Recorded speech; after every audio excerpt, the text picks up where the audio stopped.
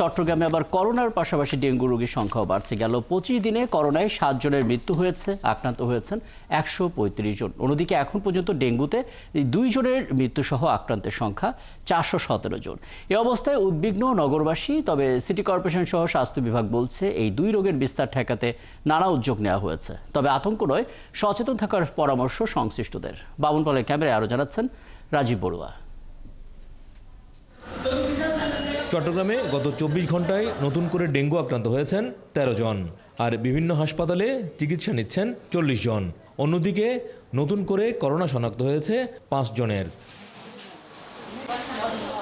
বছরের শুরু থেকেই নগরীতে ডেঙ্গুর প্রকোপ শুরু হলেও জুন থেকে প্রকোপ বাড়ছে করোনার। ডেঙ্গুতে এখন পর্যন্ত 2 জনের মৃত্যুসহ আক্রান্ত হয়েছেন 430 জন, আর করোনায় মারা গেছেন 7 জন, আক্রান্ত 135 জন। চিকিৎসকরা বলছেন, করোনায় মারা যাওয়া রোগীরা নানা জটিলতায় আক্রান্ত ছিলেন। এ কারণে কারো জ্বর বা কোনো উপসর্গ দেখা দিলে দ্রুত চিকিৎসকের পরামর্শ নেওয়া উচিত।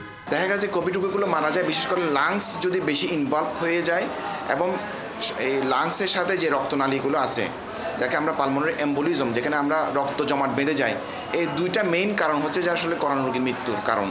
এদিকে কীটতত্ত্ববিদরা বলছেন, ডেঙ্গুর বিস্তার কমাতে এডিস মশার লার্ভা ধ্বংস করতে হলে আগে এর জীবনচক্র সম্পর্কে জানতে হবে। এছাড়া শুধু বর্ষায় নয়, পুরো বছর জুড়ে মশক নিধন কার্যক্রম চালাতে হবে। আমরা যে শুধু রেনি সিজনটাকে এমফাসাইজ করি বা বলি যে রেনি সিজনে কন্ট্রোলিং যে ব্যাপারটা আমাদের মধ্যে ঘটে, এটার থেকে আমার মনে হয় যে ইয়ার রাউন্ড আমাদের এটার বিষয়ে সচেতন থাকা উচিত। ডেঙ্গু ও করোনার প্রকোপ ঠেকাতে নানা উদ্যোগ নেওয়া হচ্ছে বলে আশ্বস্ত করেন সিটি মেয়র। করোনা ডেডিকেটেড হাসপাতাল প্রস্তুত সহ এডিস মশার লার্ভা নির্মূলে কাজ চলছে জানান তিনি। আমাদের যে স্টাফ নার্সেস, আমরা ডক্টর সেখানে আমরা নিয়োগ দিয়েছি, এবং সবচেয়ে বড় কথা হচ্ছে সেখানে যে র্যাপিড অ্যান্টিজেন টেস্ট আছে, যেটা দিয়ে আমরা করোনা ডিটেক্ট করা যায়, সেটা কিন্তু আমরা ব্যবস্থা করেছি।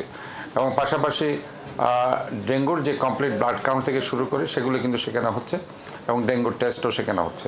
তবে স্বাস্থ্য বিশেষজ্ঞরা বলছেন, করোনা বা ডেঙ্গু রোগে আতঙ্কিত না হয়ে স্বাস্থ্যবিধি মেনে চলাসহ সচেতন থাকাটা বেশি জরুরি।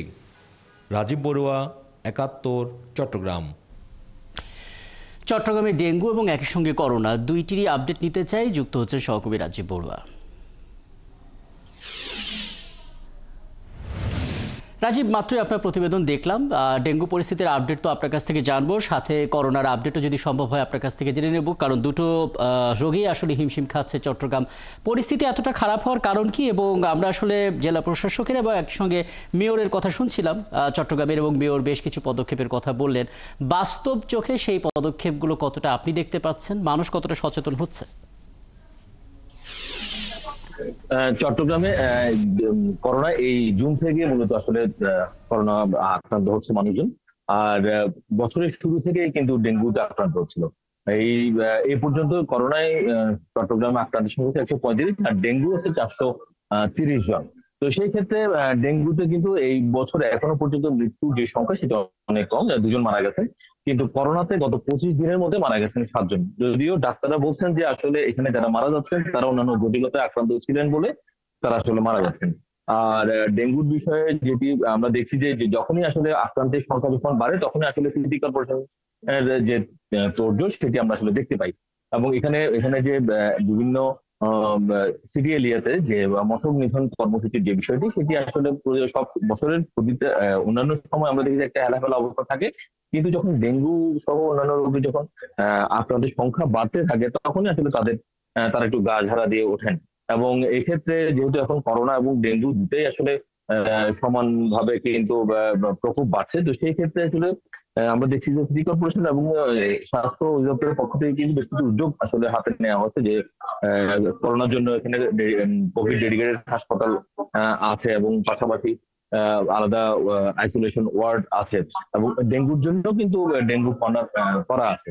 তবে একটি বিষয় আমরা কিন্তু জানিয়ে রাখি, এখানে যে সচেতনতার যে বিষয়টি, সেটি আমরা যেমন চট্টগ্রাম মেডিকেল কলেজ হাসপাতালে আমরা যখন প্রতিবেদন তৈরি করতে গিয়েছিলাম, তখন আমরা দেখলাম যে তারা যেখানে ডেঙ্গু রোগী আছে, তো এখানে যে নিয়ম হচ্ছে যে এখানে মশারি টাঙিয়ে তারা আসলে ওখানে থাকবেন, কিন্তু আসলে কোনো রোগী আসলে মশারি টাঙানোর বিষয় নাই, এবং ওখানে যারা দায়িত্বপ্রাপ্ত আছে তারাও কোনো ধরনের বিষয়ে সতর্ক করছেন না যে আসলে মশারিটা ডেঙ্গু রোগীর ক্ষেত্রে নিরাপদ এবং সে এবং তার আশেপাশে যারা থাকে তাদের জন্য নিরাপদ, এই বিষয়টা আসলে তাদের যে একটা সতর্ক করার বিষয় আছে সেইটি আসলে আমরা দেখলাম না। ফলে দেখা যাচ্ছে যে এই যে সতর্কবার্তা